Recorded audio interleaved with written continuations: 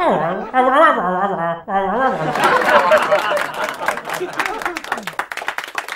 really, I just want to start off talking about Laughter House, the comedy club you run in Basingstoke. Yes. How long has that been going now? 4 years. 4 years in October. And did you actually found that, or did you? I did. You did? I did, yeah. I started stand-up at the age of 47, and I used to go around London doing gigs, and they were all a bit dire. I used to be performing to sort of like 4 people and a dog. And after about a year of this and some really rough places, I decided that I didn't want to travel so far. So I popped into the Red Lion in Basingstoke and I said, do you fancy running a comedy club with me? And they went, okay, we're up for that. And that's how it started. 4 months later, we had our opening night, and boom, it was. I mean, we weren't every month then; we were every other month. But I was a bit new. I mean, I didn't know what I was doing really, but I just knew I wanted to provide a gig that the comedians really enjoyed and the public really enjoyed. That was my mission. And so how's it been? I mean, have you seen a sort of growth since then? I mean, do you always like fill the room now? Or? Usually we fill the room. I mean, it depends on the time of year. I think we had one in July which was a bit low because of the holidays. Easter's another dodgy one. Football Cup finals are a dodgy one. But basically we usually get in between 80 and 90 and something like that. So it's a lovely buzz in the room, and we get loads of regulars. Loads and loads of regulars. We've got about 40 people that regularly turn up, which is wonderful. Excellent. And what sort of acts do you tend to book? I mean, is it sort of across the spectrum, different styles, different ages? And yes, what we make sure we do is I book. I've got a lovely compere who's been with me right from the start, who I met on my travels in London, who was really good to me when I started. So when I started Laughter House, I sort of phoned him up and said, want to be my compere, which is rather nice. So he's very good. He's always the same. And then I tend to try and book very different style acts, because basically, as we know, everybody isn't everyone's cup of tea all the time. So if you've got a few different styles on the night, somebody is going to go away loving something they've seen. But I usually try and source my headliners from the telly, really. I look at Paramount Comedy, what used to be Comedy Central, I think it is now, and I look at the Comedy Store things, and source people from there, and I look at lots of reviews, and I listen to recommendations. Sometimes my customers will say, oh, I saw a cracking comedian a few months ago, can you book him? And then I'll investigate. The thing is, somebody might be a really good comedian, but if I don't think their style is right for my club, I still won't book them, because you sort of know your audience. And I know from 4 years in that my Basingstoke audience, for example, hate Princess Diana jokes. If anybody does a Princess Diana joke, the room goes quiet. Really? It's really strange. Is it particularly royalist audience or anti-royalist, or what is it? I think it must be royalist, although you wouldn't imagine looking around the room. But it's every single time. You can guarantee the silence that's going to follow. It's very strange. Oh, very odd. That's something I've never noticed before. Anyway, and do you still perform stand-up at the? I do. I perform at Laughter House because I can't really get away with not doing it. And I sometimes perform other gigs, but not very often. I mean, the last one I did was down in Havant. I had a little ambition when I started stand-up. I never wanted to be, famous or anything daft like that. All I wanted was for me to be able to perform for 10, 15 minutes. And instead of me phoning people up and saying, I think I'm funny, can I come and show you? I wanted people to book me and pay me. And once I'd done that, that was my ambition fulfilled, and that's where I got to. I've had paid gigs, so I know that I'm not rubbish, and that was all I wanted to do. But Laughter House, I perform every time because I know the audience, and they seem to like my style, and if I don't go on, I get lots of stick. I used to know a wine club. There were characters galore. An awful lot of trouble with a woman from number 4. She was a fruity little number, in all the worst of ways. She ran off with a wine merchant. I'd only known him 7 days. Don't know what she saw in him. He never had a car. But her eyes lit up completely when she saw his Pinot Noir. He was full of it, had all the chat, the things he used to tell her. And wine wasn't the only thing he laid down in his cellar. He said, I'll take you to the Dordogne. I'll take you to Loire Valley. They got as far as Peckham and he took her up the alley.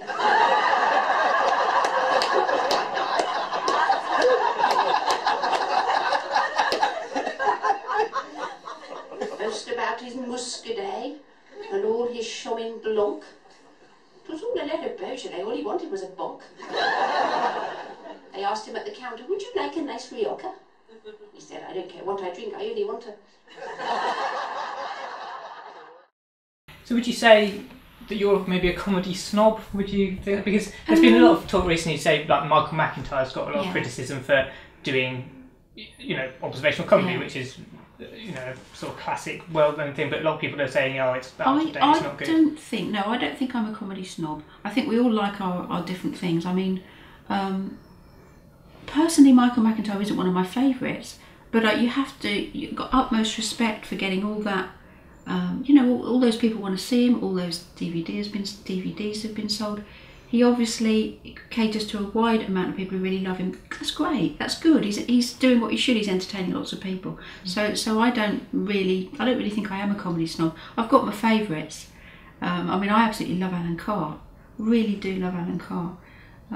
But it's funny, you do hear inside stories from the comedy world, from the other comedians, and sometimes some comedians aren't very popular, not because they're successful, but because perhaps they manage to wind everybody up on their way up. Mm. So it's interesting what you hear. Yeah, do you think that, this is going to get a bit in depth now, but do you think there's a role for comedy in society other than making people laugh? People like Stuart Lee would argue that the purpose of it is to kind of expose kind of ills of society, but in a way which other people wouldn't be able to say because it's. I see what you're saying. I don't think it's a purpose. I wouldn't go as far as to say it's a purpose, but I do think it's a wonderful way of making you look at things in a different way. So, and I think that sometimes there are times when we need to have a laugh, even if things are, falling about behind our ears. There was lots of humour about the riots, not in a derogatory way, but just helping to look on the funny side of it. And I can remember one joke. I remember in the tsunami, which was obviously really tragic, but some comedian came up with a lovely little line about the Olympics and being beaten to the finishing line by a foreign gentleman on a flip-flop who came guiding in on a flip-flop or something like that. I can't remember who said it, unfortunately, but it was just a way. I think it relieves tension sometimes. People are feeling tense about a certain thing. It relieves tension. Mm. I was on Twitter when the riots were on, and some of the comments were very, very funny. And sometimes you just need that. Because sometimes, obviously, it's it can sort of be a sort of release of tension when it's dealing with serious subjects. But then you get people, for example, like Frankie Boyle, who then it's just a trademark really to deliberately go for the most offensive, shocking things possible, and just to make a joke about them. How do you feel about that sort of comedy? I've looked at that a lot, and in my view, the last thing you should ever do is make fun of a victim. Anyone that's a victim in any way, I don't like that. Personally, it doesn't work for me. Some of Frankie Boyle's stuff doesn't work for me. I know he's very clever, I admire that, but some of his stuff doesn't work for me. If you're making fun of the authorities that have made someone a victim, that's different. But actually targeting a victim, I totally don't agree with. We started a relationship, and he promised me the world, as they do. They promised me the world. He said, "My love, I'll give you everything." I put it into verse. "My love, I'll give you everything your little heart desires. I'll fill your life with passion, rekindle dormant fires. I'll bring you golden daffodils, most anything you please, if you close those pretty eyes of yours and get down on your knees." Closed my eyes so trustingly as over me he towered. Did I get golden daffodils?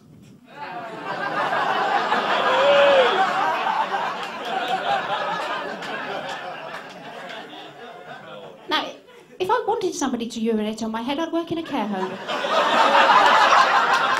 Am I right in thinking you do a comedy workshop as well? I do a comedy workshop. So is that for the sort of first time just starting out in the... Yeah, I've been doing that for a few months now. I'm in a national networking group. I'm self-employed. I'm in a national networking group, and I tend to run it after networking meetings.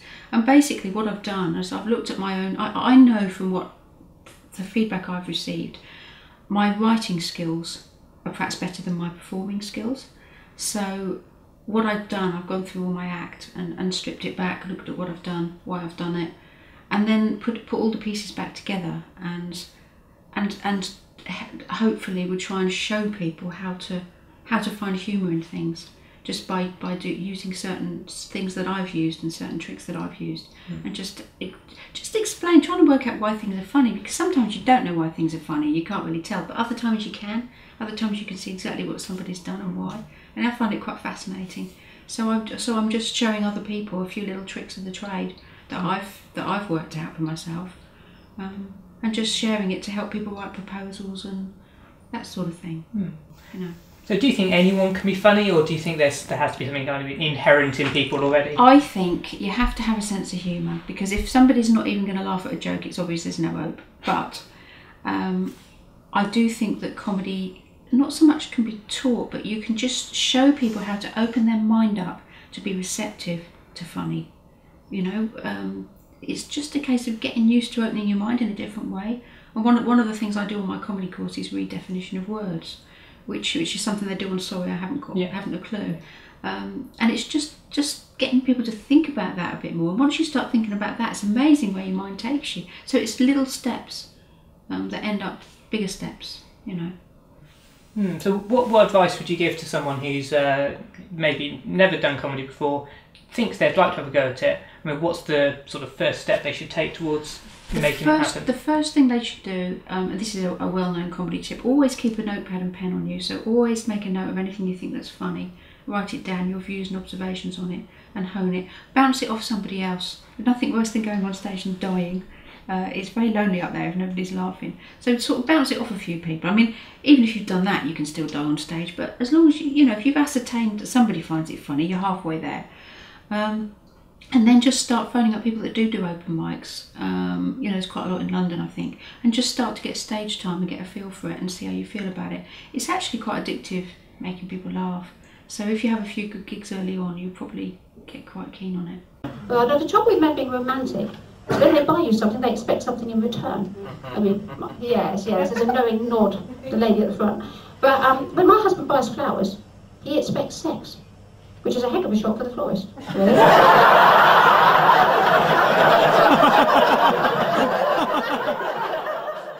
Sometimes it must be a bit of a struggle running a comedy night, I would imagine. So just in case anyone watching is thinking about doing the same thing, I mean, what are some of the worst things that have happened? I think the worst thing that's happened is on my opening night. She couldn't make it up. I had hardly any contacts in the comedy world, and I'd booked a reasonable name for my opening night. I had 70 tickets sold, and at 9 o'clock the night before, I got a phone call from this man saying, "Sorry, love, I won't be coming tomorrow night." And I said, "Don't do this to me. It's my opening night," which is a bit pathetic. And I said, "But why? Why are you doing this?" And he said, "More money somewhere else, bye," and just put the phone down. Needless to say, that's somebody I would never ever rebook. And I spent a very sleepless night, as you can imagine, 70 people turning up, no headline act. And then I contacted a lady that I'd performed with in the Funny Woman competition. It was Andy Osho, who's now quite well known. And she was my very first opening act at Laughter House. My very first headline act.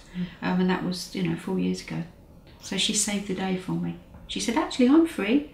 And that was just what I needed to hear, and she was great. So it's very lucky. Anybody heard of healthy chocolate?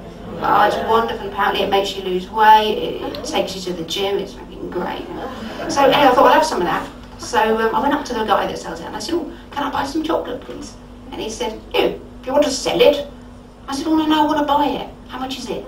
He said, "No, not as easy as that. I can't sell it to you." I said, "Oh, so I can't buy any then?" He said, "No, but you can sell it." I said, "I don't want to sell it, I want to buy it." He said, "Well, I sell it to people who want to sell it."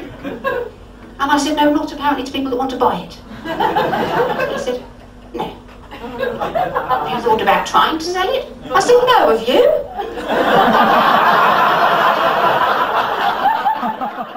And right, and so what's coming up at Laughter House next?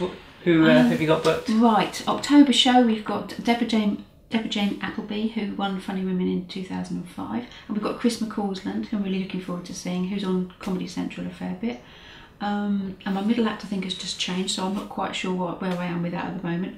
Then in November we have Adam Crow and the wonderful Sol Bernstein. I don't know whether you've come across Sol Bernstein, but we have him, and he's a Laughter House favourite. Had him a couple of times before. So we were hoping to have Patrick Monahan in December. Not sure whether that's going to happen because of Show Me the Funny. His star's suddenly gone on the rise. I think he's probably a bit busy, but we're hoping to still get him. We'll see how that goes. And that's about it for now. And I'll just do my bookings for next year at the moment. Lovely. And in fact, actually talking about Show Me the Funny, I should probably ask really. There's been some debate about whether things like that are a good thing in comedy. What are your views on that? I think it's very good for the people that won it, but I was appalled by some of what I saw. I don't think it's fair on some of the comedians. We've actually had Cole Parker and Prince Abdi at Laughter House, and Prince Abdi, I believe, was made to look very amateurish. Now, Prince Abdi is a fantastic comedian, and he's gone down so well every time I've seen him, and I think that's really been unfair to him. So probably I'm a bit biased because I saw a good comedian and a nice man not being treated very fairly. They were very selective over what they picked out. Clever editing. Yes, well, because they had some online. They had some of the full sentences, and it wasn't represented well on. Exactly. On the they deliberately programme. picked out Cole Parker's worst jokes and put those on the telly, rather than anything that he'd done that's better. And I just don't think it's very fair. So my view is, not a fan. No. Do you think there is a way that, because I suppose it's led by X Factor and Britain's Got Talent, that sort of thing, do you think there is a way to do a competition for comedians on television that would work? That's a good question, really. I think you probably could do it, but you could just have people in a normal comedy night. Don't put all the... I mean, the one with the army, they were log tossing and God knows what, and you're thinking, what is the point? You know, if you had a proper tournament where you had X number of new hopefuls. And the other thing I didn't agree with, I've got on my soapbox now, some people in the show had years and years of experience. Other people had hardly any. That's not a fair starting out pitch anyway. That's not a fair playing field. I think if you're going to do something like that, you need 10 comedians who've been performing for a year. Let's see what they can do. Start from a level playing and don't edit out the bits you don't want. Yes. That's my view. Indeed. Because I think at Edinburgh this year, and I think it might have done it for a few years, there's a show called Set List. Have you heard about that? No. Where they give them a set list. They give each comedian a set list as if it's comedy set, so it's just got a list of topics basically, and we give them that, and then they have to just go on and do a set using those subjects. But that seems like a really good idea for how to do a comedy competition, because it's to do with how well you can think of and what material you've got to draw on, and you could probably. I think that could work as a comedy The other thing about Show Me the Funny, I thought it was a bit of a task to come up with new material all the time, and then have such a short time to actually learn it and prepare it, and. I don't know, I mean, the thing with new material is you never know until you get on stage how funny it is. So you'd never usually do a whole set with new material anyway. When you put the new material, you show it gently in between bits you know are going to work. Yes, exactly. I'm not sure if any comedian, however good they are, would work well if they had to do a completely new set with completely new material. No. You've always got your trieds and tested. You have to have your trieds. And then if they fail, you know you're in for a bad night. Yeah, so I mean... Have you had any comedians down at, I mean, you don't have to name names, but have you had any comedians down at Laughter House who just completely failed and died? I think we've had 2 in 3 years. There was one, they've got quite a funny story actually. We had the local Rotary Club. A representative from the Rotary Club said to me, oh, we might have our Christmas do with you, let's come have a look. Anyway, they came along, and for some reason best known to man, the middle act, who I had seen before and hadn't done this, proceeded to bring out a ukulele and do a version of Chitty Chitty Bang Bang, except the word bang was replaced by a very Anglo-Saxon word beginning with C, and that word does appear rather a lot in that song, and the audience got quieter and quieter, and when he moved on to Jesus Christ Super, I think everybody just, and it was one of those times it just went quiet, and you want to get one of those long 6-foot canes and just oink him off the stage. So we had one of those, and we had one guy who he had a rant about Jade Goody, and it was a very, it was a bit insensitive, and we were actually told by one of my recent punters that he stopped coming for 6 months because of that, because he was so upset by it. So that's why I'm so careful about the acts that I pick at Laughter House. So yeah, we've had a couple of little disasters, but 2 disasters in 4 years, isn't it? 4 years is not too bad. But honestly, I hate it. I just go tense. It's my club, it's my baby, don't do this. So would you say your audience are they, maybe, I don't know about easily offended is the right word, but do they tend to have a low tolerance to that sort of thing? They're not easily offended, I don't think.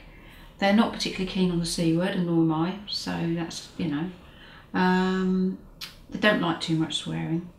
They are quite middle of the road, but it doesn't mean everyone I put on is bland. It does mean that there are comedians that I really love that I couldn't put on that I'd like to, because I don't think they're right for my, even though I think they're wonderful. Not sure that all my audience would, and that's what you've got to think about. So they, they like They're like middle of the road, I think. So what do you think, if you could get anyone in the world, who would be the dream Laughter House London? Alan Carr. I love Alan Carr. So if he's listening, Alan, come and find me. Well, we'll see what we can do. Yeah, he's lovely. Yeah. Lovely. Well, Jan, thank you very much for talking to us. Oh, you're welcome. You're welcome. We're going to be seeing you at Laughter House sometime. Oh, absolutely. Good.